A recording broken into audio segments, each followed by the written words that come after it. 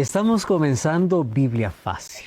Y qué alegría poder saludarte una vez más, tú que estás allí del otro lado, sintonizando, viendo este programa a través de la TV, escuchando por la radio, por algún aplicativo, o probablemente estás allí en YouTube, en Facebook o en cualquier otra red social. Qué bueno es que podamos estar juntos una vez más para poder estudiar la Biblia. Estamos llegando ya casi al final de esta temporada, aún tenemos algunos capítulos más. Sin embargo, hoy queremos acompañar la parte final del ministerio de Jesús. ¿Cómo fue la última semana de Jesús aquí en la tierra? ¿Cómo comenzó esa semana? Todos conocen, y hasta hoy incluso se celebra tradicionalmente aquel Domingo de Ramos, cuando Jesús entró para Jerusalén montado sobre un pollino. ¿Y qué sucedió el día lunes? ¿Y qué sucedió el día martes, miércoles, jueves? Porque sabemos que Cristo fue crucificado un día viernes, 9 de la mañana, y estuvo 6 horas en la cruz. Y es a las 3 de la tarde, en la hora del segundo sacrificio, según el rito ceremonial, en que Jesús entregó su espíritu y murió. Mas esa última semana fue una semana muy intensa. Y hoy queremos acompañar algunos detalles, no de toda la semana, pero por lo menos hasta la mitad de la semana, porque ocurrieron muchas cosas interesantes. Los próximos capítulos vamos a hablar lo que sucedió después de que Jesús fue al Getsemaní y fue luego allí sometido a un juicio injusto para luego ser condenado y muerto. A la verdad, Jesús mismo se entregó por nosotros. Vamos a estudiar algunos detalles de esa semana que traen lecciones importantes para nuestra vida. Antes de poder abrir la Biblia, yo quiero ofrecerte un curso bíblico que se llama Jesús, Restaurador de la Vida. A través de este curso bíblico vas a comprender mucho mejor aquello que Dios tiene para tu vida. Y tú vas a entender por qué te va a llevar a estudiar mejor la palabra de Dios. Aquí hay preguntas y respuestas, todas ellas basadas en la Biblia. Solicítalo a nuestro WhatsApp más 5512 98 100 14 60 o también puedes ingresar a nuestro sitio web estudielabiblia.com. Allí tú puedes encontrar este material y otros que van a fortalecer tu vida espiritual. ¿Estamos listos entonces? Como siempre, tenemos ese hábito, esa costumbre de que antes de que podamos abrir la Biblia, abrimos nuestro corazón a Dios y hablamos con Él a través de la oración. Vamos a orar. Gracias, Señor, te damos por esta oportunidad que tenemos de poder abrir tu palabra, reflexionar en ella, meditar. Gracias por tu amor, gracias por tu sacrificio. Nunca serán suficientes las palabras para poder expresar nuestra gratitud por todo lo que has hecho, por todo lo que haces y por aquello que harás. Hoy queremos comprender aquella última semana, intensa, difícil, llena de dificultades, pero sin embargo tú asumiste todo riesgo y lo hiciste por amor. Toma nuestro corazón, no tenemos nada más que ofrecerte, pero nuestra vida lo dejamos en tus manos. Y queremos hoy comprender tu amor, queremos abrir tu palabra, queremos que nuestros ojos se puedan abrir a aquellas verdades y aquellos principios que tienes para nosotros. Danos tu bendición. Bendice a las personas que están viendo este programa, personas que probablemente estén en dificultades o en problemas en la vida, mas hoy queremos encontrar esperanza en ti. Danos tu bendición, tu Santo Espíritu nos guíe, en el nombre de Jesús. Amén. Mateo dedicó la mayor parte de su evangelio para contar la historia de Jesús en Galilea. Pero en la última parte de su evangelio, Mateo nos cuenta el ministerio de Jesús en Judea. Y allí nos cuenta cómo fue el juicio, la crucifixión, la resurrección y la gran comisión. Ahí nos cuenta la visita de los discípulos en Galilea, la comisión evangélica, todo eso, los últimos capítulos de su evangelio. Y era primavera del año 30 después de Cristo, cuando comienza allí la trascendental semana de la pasión, como nosotros conocemos. Una semana la más importante de la humanidad y la más importante de la eternidad. En sí es del año 31. Mateo capítulo 21, versículo 1, dice lo siguiente. Cuando se acercaron a Jerusalén, vinieron a Betfagé, al monte de los olivos, y Jesús envió a 2 de sus discípulos. ¿Qué día es este? Primer día de la semana, domingo. Llegaron a Betfagé, Jesús con sus 12 apóstoles. Y obviamente que con él había una cantidad desconocida de incondicionales discípulos que seguían siempre a Jesús. Además, acompañaban a Jesús y a los discípulos mujeres que las atendían de manera voluntaria, para poder atender a Jesús y a los discípulos. Y además para poder allí atender a la multitud que siempre curiosa seguía a Jesús. Habían admiradores como creyentes, también enemigos entre la multitud. Muchos de ellos estaban cansados, otros ansiosos, y esperaban que Jesús públicamente se proclamara como rey. Los discípulos también acompañaban ese sentimiento de la multitud, claro, con una vaga impresión de que pudiera ocurrir algo diferente ya que nuevamente están en Jerusalén. Bueno, aquí la Biblia nos cuenta de que estaban en la casa de higos, así se llama Betfagé. Y allí Betfagé es un caserío insignificante, allí de la ladera del Monte de los Olivos, que está cerca de Betania. ¿Por qué Jesús eligió este lugar para el comienzo de su entrada triunfal en Jerusalén? Probablemente lo hizo por su nombre, porque tal vez al día siguiente él iba a maldecir una higuera que tenía solamente apariencia de higos, pero sin ningún fruto. Un extraño símbolo de una nación que se parecía mucho, llena de hojas, pero sin fruto, llena de apariencia, pero sin esencia. De eso se trata esta ciudad, donde Jesús comienza antes de poder entrar allí de manera triunfal a Jerusalén. Hoy hay tanta gente, obviamente, que valoriza más la apariencia que la esencia, pero Dios ve más allá de la apariencia, la esencia. ¿Cuál es el fruto? Y a partir del versículo 2 al versículo 5, dice así que Jesús les da una orden a sus discípulos. Vayan a la aldea que está al frente de vosotros, hallaréis una asna atada y un pollino con ella, desatadla y traédmelos. Y si alguien os dijere algo, decid, el Señor lo necesita, y luego los devolverá. Todo esto aconteció, dice, para que se cumpliese lo dicho por el profeta. ¿Qué cosa había dicho el profeta? Decida la hija de Sión, he aquí tu rey viene a ti, manso y sentado sobre una asna, sobre un pollino, hijo de animal de carga. Y los discípulos, pues, fueron e hicieron como Jesús lo mandó. Vayan a la aldea de enfrente, dice Jesús a 2 de sus discípulos. Ahí ustedes van a encontrar una burra atada junto con su burrito. Desátenla y tráiganme a los 2. Y si alguien les pregunte alguna cosa, ustedes simplemente le van a decir, el Señor lo necesita. Luego lo vamos a devolver. ¿Quiénes eran estos 2 discípulos? Ninguno de los 4 evangelios da los nombres. Sin embargo, esos 2 discípulos tenían una misión noble. Ir allá, asumiendo todos los riesgos, a que el dueño les dijera algo, y si les dice algo, ellos ya saben la respuesta. Pero ellos tenían que obedecer. ¿Y qué profeta había ya dicho con 500 años de anticipación esto? Profeta Zacarías. Cuando vamos a Zacarías capítulo 9, versículo 9, allí dice, alégrate mucho, oh hija de Sión. Da voces de júbilo, hija de Jerusalén. Porque he aquí tu rey vendrá, sentado sobre un pollino, justo, salvador y humilde, cabalgando sobre un asno, sobre un pollino, hijo de una asna. 500 años antes ya había una profecía sobre esto. Ahora, los 2 discípulos hicieron su trabajo exactamente como Jesús les dijo.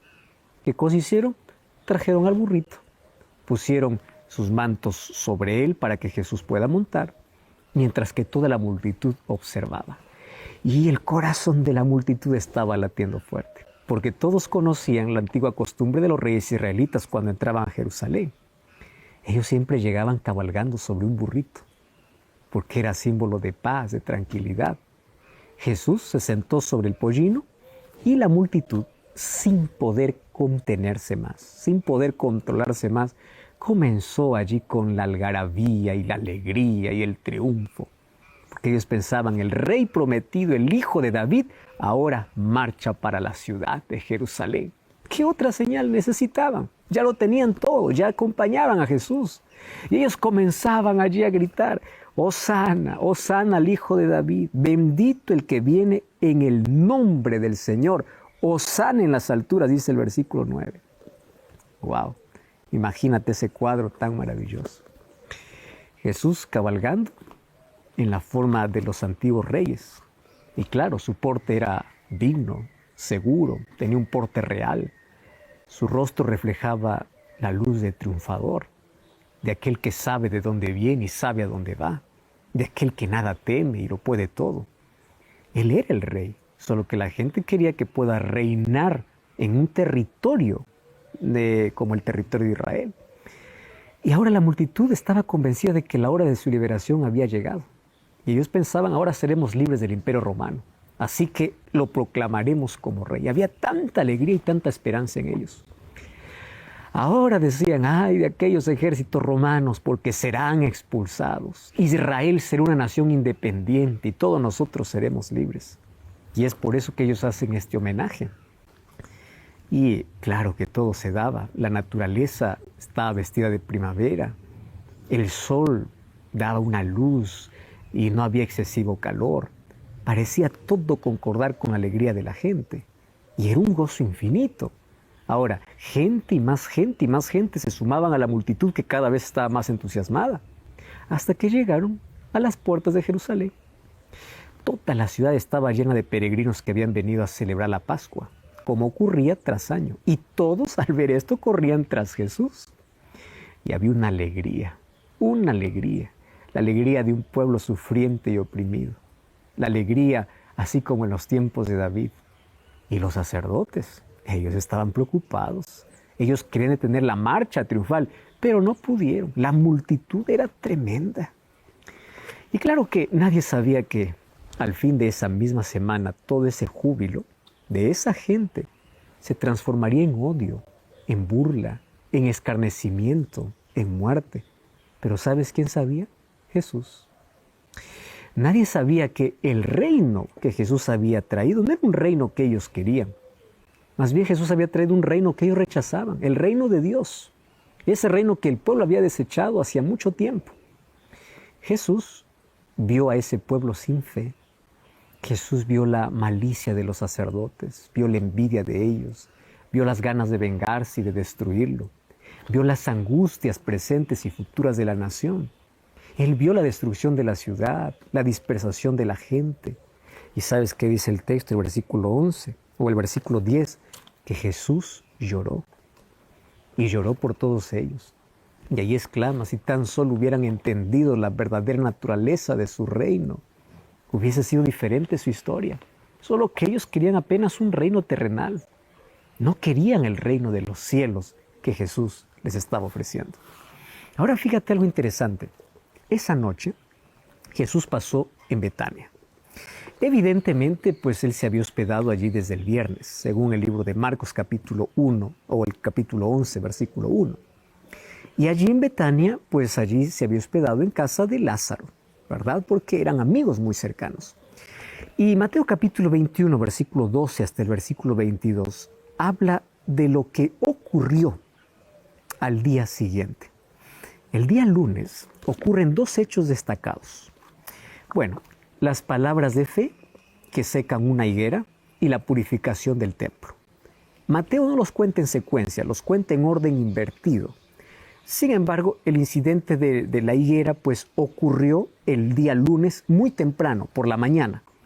Y eso es lo que vemos en Mateo 21, 18 hasta el 22. Allí dice que por la mañana, volviendo a la ciudad, tuvieron hambre. Y viendo una higuera cerca del camino, vino a ella y no halló nada en ella, sino hojas solamente, y dijo, nunca más nazca de ti fruto. Y luego se secó la higuera. Viendo esto, los discípulos decían maravillados, ¿cómo es que se secó enseguida la higuera? Y respondiendo Jesús les dijo, de cierto os digo que si tuviereis fe y no dudaréis, no solo haréis esto de la higuera, sino que si a este monte dijereis, quítate y échate en el mar, será hecho. Todo lo que pidiereis en oración, creyendo, lo recibiréis. Así comienza el día lunes, Jesús entrando a Jerusalén y llorando por lo que sabía que iba a acontecer. O el día domingo sucedió eso, y el día lunes, después de haber pasado toda la noche del domingo en Betania, Jesús sale de la casa de Lázaro y va con sus discípulos para Jerusalén. Ahora se dirige al templo. Salieron muy temprano, no desayunaron obviamente. Y claro que mientras caminaban pues sintieron hambre. Y de pronto ahí en la distancia vieron una prometedora higuera. Y claro que todavía no era el tiempo de higos. Claro, en algunos lugares las higueras ya daban sus primeros frutos. Solo que el problema estaba que esta higuera aparentaba estar cargada de higos. Pero era pura apariencia. Solamente abundancia de hojas, sin nada de fruto. Y sabes que este era el símbolo apropiado para describir la hipocresía de una nación o la hipocresía de una persona. Fíjate lo siguiente. Por más de 1000 años, Dios había sustentado al pueblo de Israel. Dios le había dado la tierra. Dios los había organizado. Las leyes que el pueblo de Israel tenía en el mundo político eran las mejores. Ahora, Dios les había dado una religión, la más coherente, la más sabia, la más verdadera, la más completa, la mejor. Ahora, aparte de eso, le había dado la mejor cultura, la mejor literatura, la mejor poesía. Dios les había dado la maravillosa arquitectónica del templo, la maravilla arquitectónica del templo. Dios les había dado inteligencia, les había dado el mejor estilo de vida de toda la tierra, les había dado una visión universal y una misión para poder beneficiar a todas las naciones del mundo. Entonces, ¿qué más faltaba? Ellos tenían todo que Dios los había dado, pero, ¿sabes? Se parecían a la higuera, no tenían frutos. Eran como aquella higuera llena de hojas, pero solo hojas. Por eso es que Jesús le dice, nunca más vuelvas a dar fruto. Y luego la higuera se secó, representando lo que iba a suceder incluso con el pueblo de Israel. Los discípulos no entendieron el mensaje. Fíjate, porque la hipocresía religiosa también los alcanzaba a ellos, como también alcanza hasta nuestros días. No importa quién sea, si es solo religioso de apariencia o aparenta no creer en nada, o como los ateos que aparentan, es toda hipocresía. Entonces, la verdadera religiosidad, la verdadera piedad es aquella que da frutos, pero no para sí mismo, da frutos para Dios. Entonces, allí viene la pregunta, ¿cómo es que se secó tan pronto la higuera? Los discípulos preguntaron eso. En vez de preguntar cómo llevar fruto, ellos querían saber cómo se secó la higuera. Jesús convierte que esa pregunta los lleva al reino espiritual. Y Jesús les dice, si ustedes tuvieran fe y no dudarían, pues ustedes podrían todo. Pero no sé lo que ustedes quieren. Ahora, ustedes aquello que quieran tienen que pedir a Dios en oración. Y sus pedidos tienen que estar en armonía con Dios.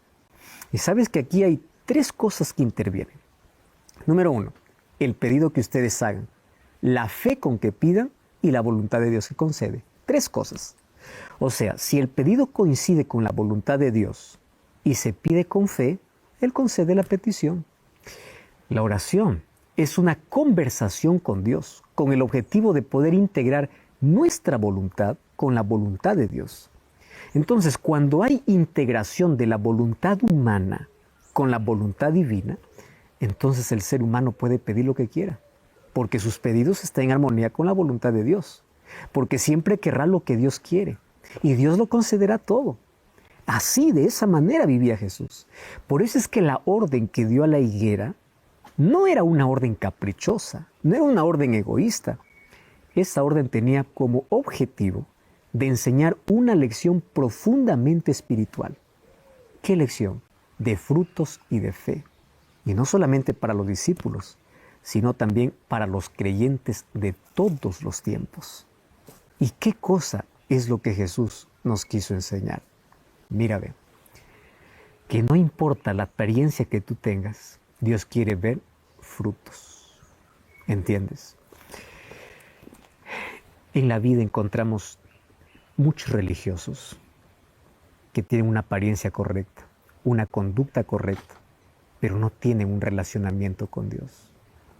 Personas que están llenas de hojas, pero sin frutos. Personas que están llenas de títulos, de funciones, de cargos, pero sin frutos.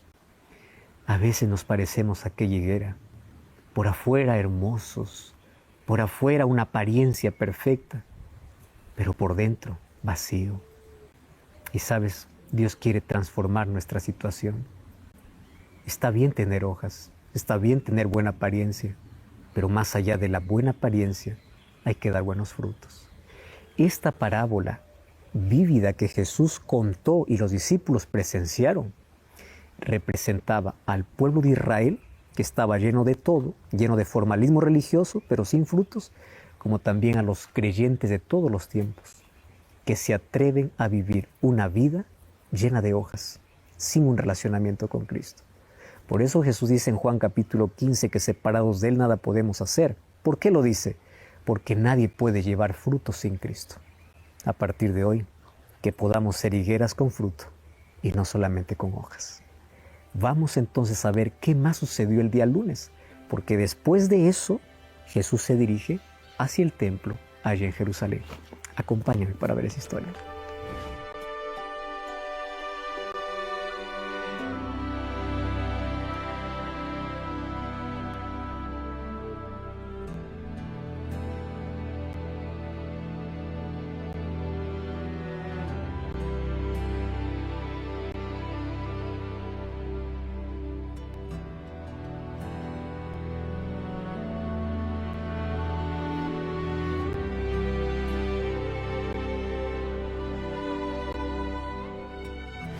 Después de la parábola en acción que Jesús hizo allí con la higuera, Jesús continuó su viaje hacia el templo.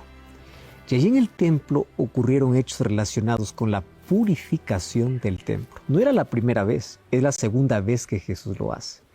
Y eso lo encontramos en el libro de Mateo capítulo 21, versículo 12 hasta el versículo 17. Allí dice que entró Jesús en el templo y echó fuera a todos los que vendían y compraban en el templo. Volcó las mesas de los cambistas y las sillas de aquellos que vendían. Y Jesús les dice, escrito está, mi casa será casa de oración. Pero ustedes la habéis hecho cueva de ladrones. Y vinieron a él en el templo ciegos, cojos, y los sanó. Pero los principales sacerdotes y escribas, viendo las maravillas que hacía, y allí a los que muchos estaban aclamando en el templo, diciendo, Hosana al Hijo de David, se indignaron. Entonces allí les dijeron, ¿oyes lo que estos dicen? Jesús les dice, sí. ¿Acaso ustedes nunca leyeron que de la boca de los niños y de los que maman perfeccionaste la alabanza? Dejándolos, salió fuera de la ciudad y volvió a Betania, y allí posó.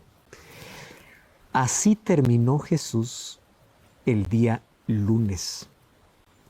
Primer día, Jesús entró a Jerusalén montado en un pollino, y el día lunes Jesús primero maldijo la higuera para poder enseñar una lección espiritual, y luego Jesús lo que hace es purificar el templo. ¿Sabes que el primer indicio de su reino espiritual ocurrió en el templo?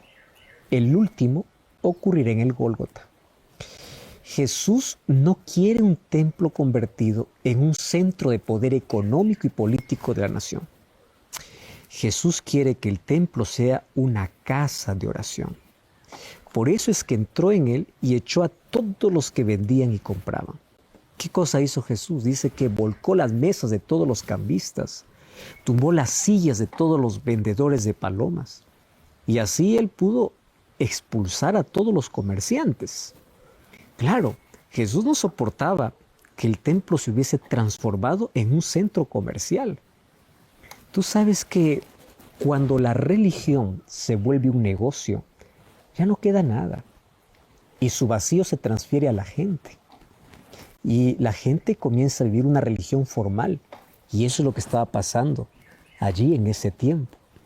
Y solo lo formal religioso no tiene contenido. Ya no hay más adoradores que se acercan para Dios. Inclusive ahora se alejan de Dios.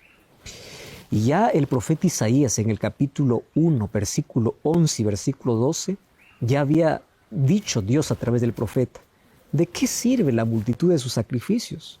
Jesús dice, yo estoy hastiado de sus holocaustos, de carneros, de sus animales que ustedes ofrecen. Yo ya no quiero más ni la sangre de los bueyes, ni de las ovejas, ni de los machos cabríos. Yo no quiero más de vuestros reposos o de vuestros sábados. ¿Pero por qué? Porque se había vuelto solo formal. Ya no había amor. Ya no había nada. Y allí el profeta termina diciendo, ustedes cuando vienen a presentarse solamente vienen para hollar mis atrios. Ya no vienen a buscarme. En 1 Samuel capítulo 15, versículo 22, cuando Samuel habla con Saúl, le dice, ¿se complace Jehová de los holocaustos, de las víctimas? ¿O se complace Jehová de que obedezca su palabra? Y allí Samuel dice algo interesante. Obedecer es mejor que los sacrificios y el prestar atención es mucho mejor que la grosura de los carneros. Por eso es que Jesús al ver esa situación se indignó. Cuando Él entró dijo, mi casa, casa de oración será llamada. Pero ahí dice, ustedes la habéis convertido en una cueva de ladrones. ¿Sabes que los comerciantes que trabajaban en el templo aparentemente prestaban un servicio necesario para la adoración? ¿Por qué razón?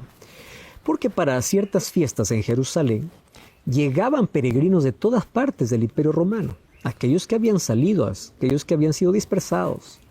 Y ellos venían para ofrecer sacrificios, como también para pagar el impuesto anual del templo, que era medio shekel por persona cada vez que cumplía, o desde que cumplía los 20 años en adelante. Ahora, en el templo no se aceptaban las monedas romanas, tampoco las monedas griegas, solamente se aceptaba la moneda del templo. Por eso se tenía que cambiar. Pero allí en ese cambio pues había extorsión, había abuso, y allí se generaban discusiones por la estafa que ellos estaban haciendo. Y esas discusiones destruían el espíritu de adoración, la actitud con la cual los adoradores iban para adorar. Entonces, Jesús mira toda esa situación y dice, esto es una cueva de ladrones. Cada uno está aprovechándose del otro. Cuando esto vieron los sacerdotes, ellos huyeron. Ellos ya recordaban la vergüenza que sufrieron hace unos 3 años atrás. Porque Jesús cuando comenzó su ministerio público, también purificó el templo. Y eso lo encontramos en el libro de Juan capítulo 2, versículo 13 en adelante. Y ellos desde esa vez pensaron, nunca más nos dejaremos vencer por el temor ante este hombre. Nunca más le obedeceremos. Pero ahora el terror era mayor. ¿Por qué? Porque Jesús tenía un poder irresistible. Nada podían ante él. Y vieron cómo la gente llegaba al templo y cada vez más y más y más gente. Y ellos no podían hacer nada, absolutamente nada. ¿Y qué hizo Jesús después de purificar el templo? Dice aquí el texto que Jesús sanó a los enfermos, los ciegos veían, los cojos saltaban, los mudos hablaban, los niños cantaban y gritaban. ¿Y qué cosa decían ellos? Hosana al Hijo de David. Los sacerdotes estaban muy incómodos. Sacerdotes y escribas allí con tanta rabia y ansiedad, pues ellos indignados dijeron a Jesús mismo, ¿no oyes lo que están diciendo? Y Jesús le dice, claro que sí, yo los estoy escuchando. Y ahí Jesús saca un texto bíblico que ellos conocían. Nunca ustedes sabéis, nunca ustedes oyeron lo que dijo David o lo que escribió en los Salmos, que de la boca de los niños y de los que aún maman fundaste la fortaleza a causa de tus enemigos, para poder hacer callar al enemigo y al vengativo. Y eso lo encontramos en Salmos capítulo 8, versículo 2. Ahora fíjate, todo esto en los labios de Jesús era demasiado claro. Y claro, sus oponentes guardaron silencio. No podían hacer nada. Y la noche estaba llegando para ellos y también para la ciudad. Y dice que Jesús, después de hacer eso, fue para pasar la noche en Betania. Y así terminó el día lunes, que había comenzado con una parábola en acción al secarse la higuera y luego concluye con la purificación del templo.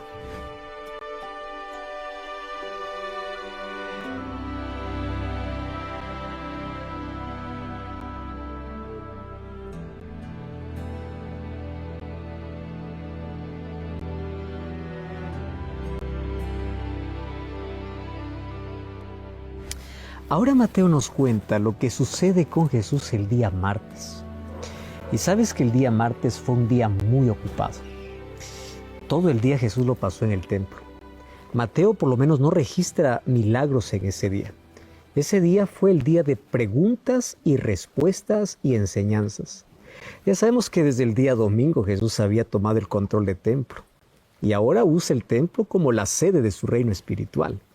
Es ahora pues su trono desde donde conduce todos los acontecimientos hacia la cruz.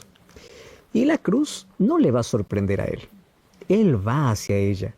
Todas las autoridades del templo ahora están allí, pero claro que no pueden hacer nada contra él. Lo único que pueden hacer es escucharlo.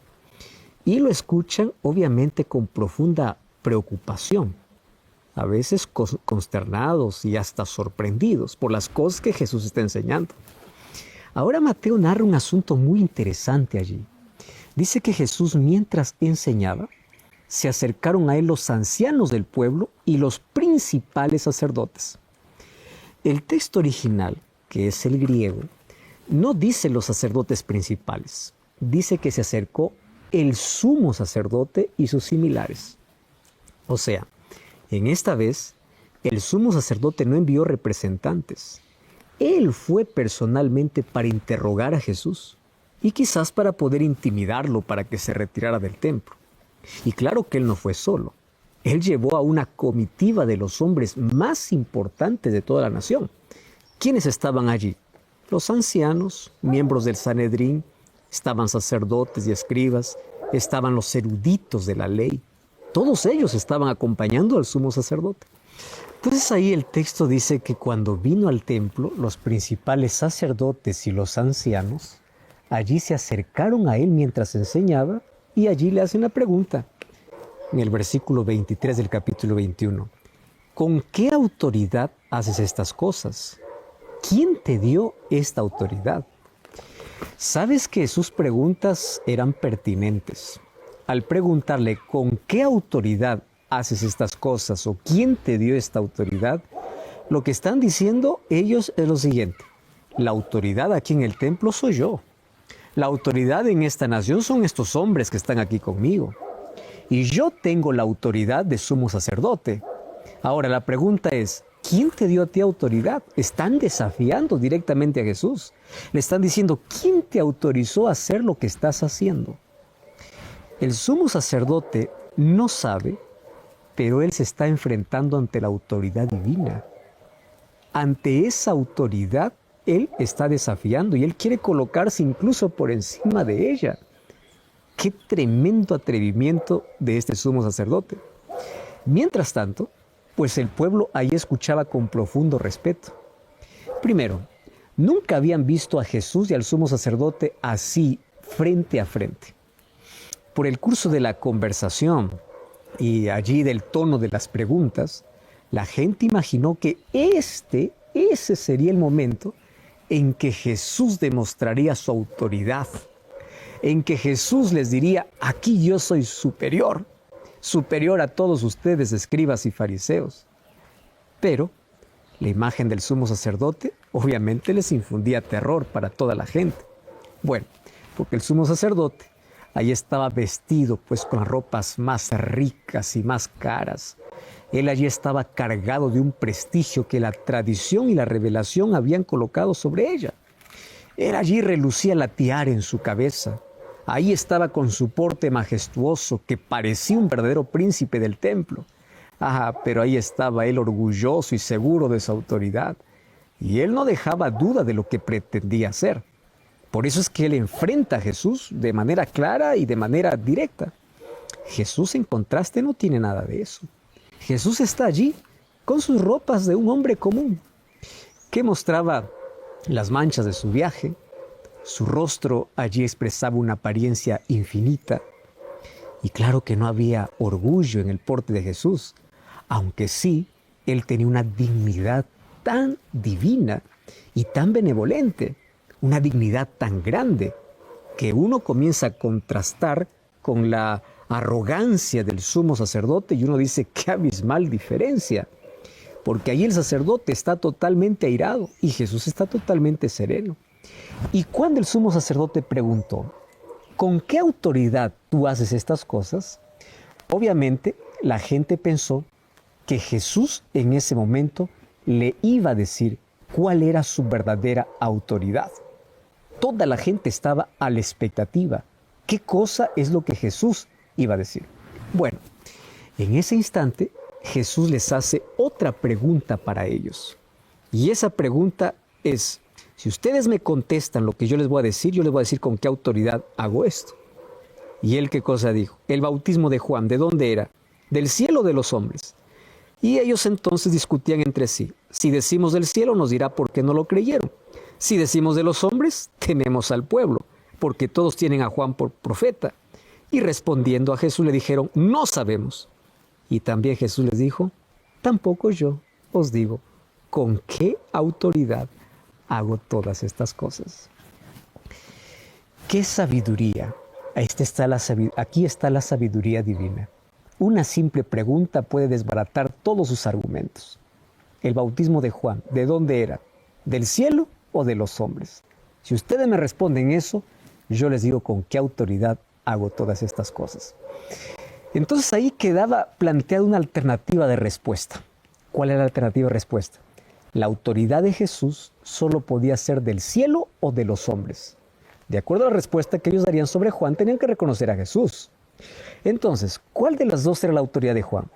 Ellos no podían decir que era de los hombres, porque el pueblo tenía a Juan por profeta.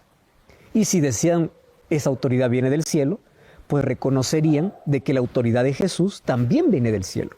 Por eso es que ellos no estaban dispuestos a ceder eso. Ellos estaban allí entre la espada y la pared.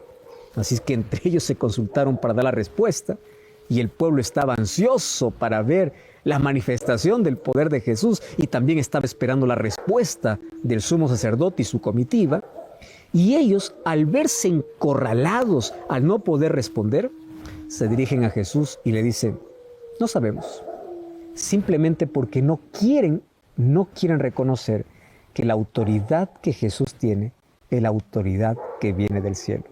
Por eso Jesús le dice, tampoco les digo yo con qué autoridad hago estas cosas.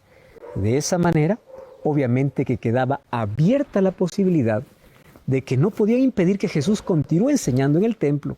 Y para todos quedó la respuesta clara. La autoridad que tenía Jesús era la autoridad divina. Y Jesús continuó enseñando durante todo el día allí en el templo. ¿Qué otras enseñanzas encontramos allí? Ahora veremos, porque a partir del versículo 28 al 32, Jesús cuenta una parábola relacionada al sacerdocio y al pueblo de Israel.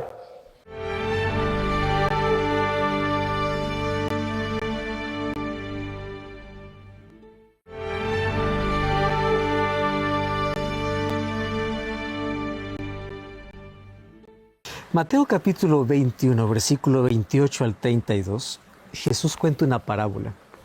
Y él le dice, ¿qué les parece? Jesús pregunta al sumo sacerdote y a toda su comitiva. Había un hombre que tenía 2 hijos, le dice. Al primero le dice, ve a trabajar a mi viña. Y él dijo, yo no quiero ir. Pero después se arrepintió y se fue. Así también ordenó al segundo hijo, y el otro le dice, sí, yo voy, Señor.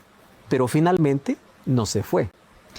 ¿Cuál de los dos hizo la voluntad del Padre? Y ellos respondieron de manera inmediata, el primero. ¿Sabes que esta vez la respuesta les pareció muy fácil? Claro, es una historia simple para dar una respuesta simple. Pero lo que ellos no sabían es lo que Jesús quería enseñarles. El primer hijo representa a los publicanos, a los pecadores, a las prostitutas. Y el segundo representaba a todos ellos. Porque los publicanos y los pecadores actuaban de manera cínica porque no servían al Dios de Israel. A veces se oponían a la religión, no les importaba la piedad ni la obediencia a Dios. Solo les interesaba sus deseos personales y sus propios intereses. Pero cuando vino Juan el Bautista predicando acerca del arrepentimiento, fueron ellos que se arrepintieron. Ellos dejaron sus pecados, incluso muchos de ellos fueron bautizados. Inclusive, claro, algunos de los fariseos y de los dirigentes también aceptaron la predicación de Juan el Bautista. porque aceptaban que esa predicación venía del cielo y también se bautizaron. Pero en su mayoría, esos líderes que estaban contradiciendo a Jesús también lo rechazaron. Ahora, ellos profesaban obedecer a Dios, como aquel hijo que decía, sí, sí, sí, pero finalmente no aceptaban los mensajes de Dios, no aceptaban a los profetas que Dios enviaba. Y así como ocurrió con Juan, obviamente la autoridad de Jesús estaba vinculada con la voluntad de Dios. Y fíjate una cosa, la autoridad y la voluntad tenían el mismo origen, Dios. Pero los dirigentes no lo aceptaban.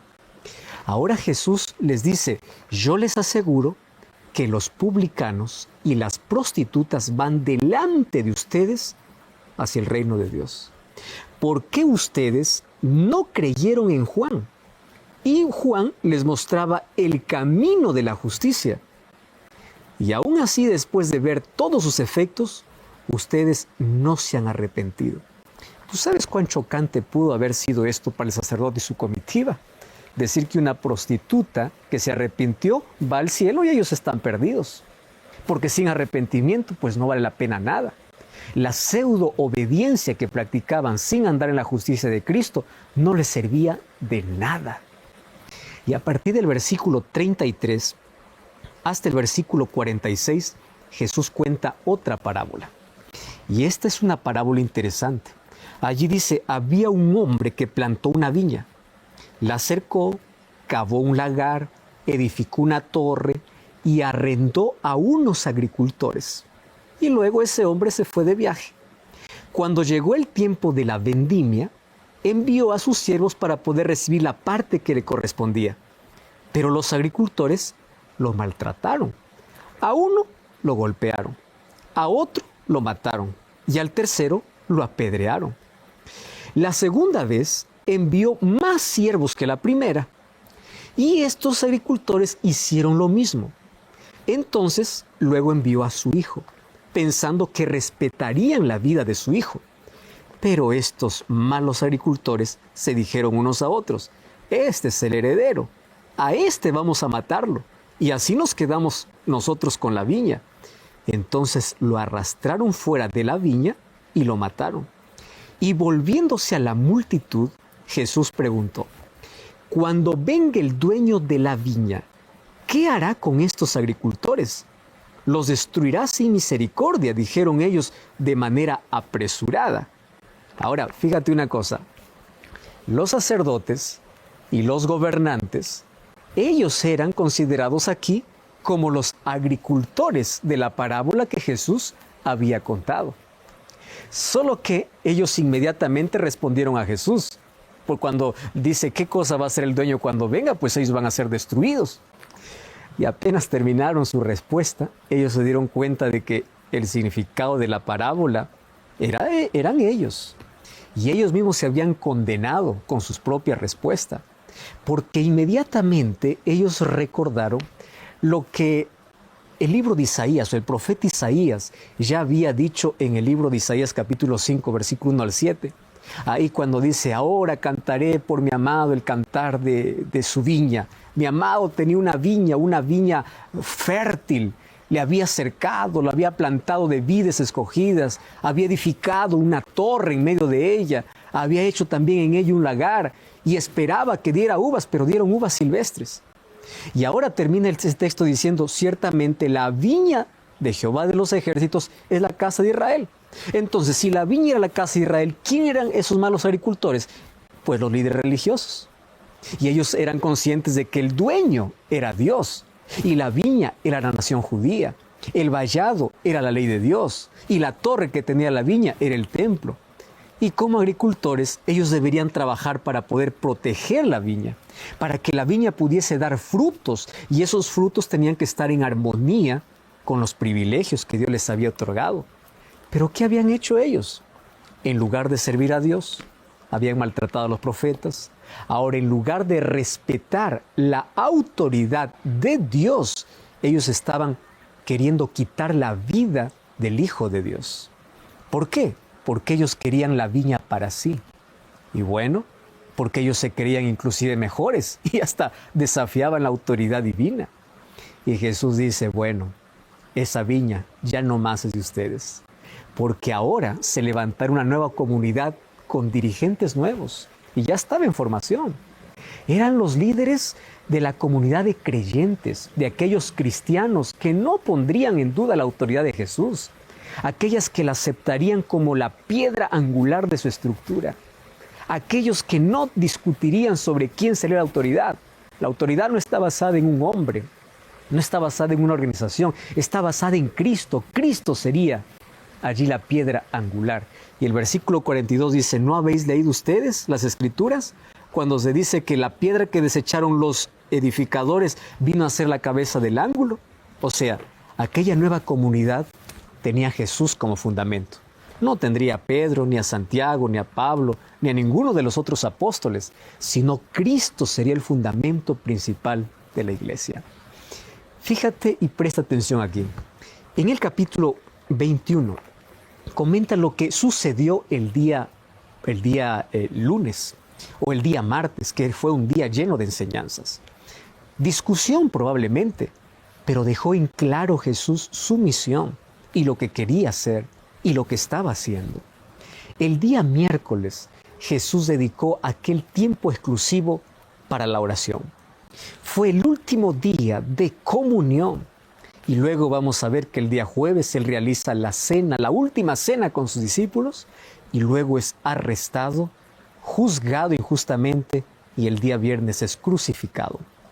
La última semana de Jesús fue una semana intensa. Fue una semana de enseñanzas. Fue una semana también donde llegó el momento de poder decir con claridad quién era y para qué había venido. ¿Y cuáles son las lecciones espirituales que esto trae para nuestra vida? Número 1, recuerda lo que Jesús hizo el día domingo. Al entrar a Jerusalén, aun cuando todos le decían Hosana al Hijo de David, Jesús veía el corazón de todos ellos. Y ellos sabían que esa misma gente finalmente lo iba a rechazar. Lección espiritual. Hoy tú puedes estar cantando y alabando a Dios, Hosana, pero Dios conoce que probablemente en algún momento lo vas a fallar. Y sabes, Él llora. Jesús, así como lloró por Jerusalén, llora por todas las personas, por nuestra indiferencia, por nuestra ingratitud.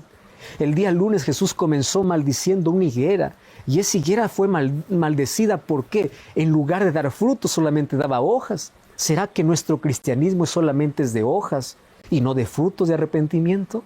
¿Será que estamos llenos solamente de hojas? Jesús purifica el templo.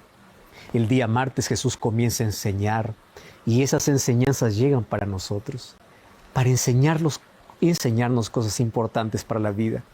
Dios desea el arrepentimiento de cada uno de nosotros. Dios desea nuestra obediencia. Dios desea nuestra respuesta. ¿Cómo responderemos ante un amor tan grande? ¿Cómo responderemos ante un sacrificio tan grande?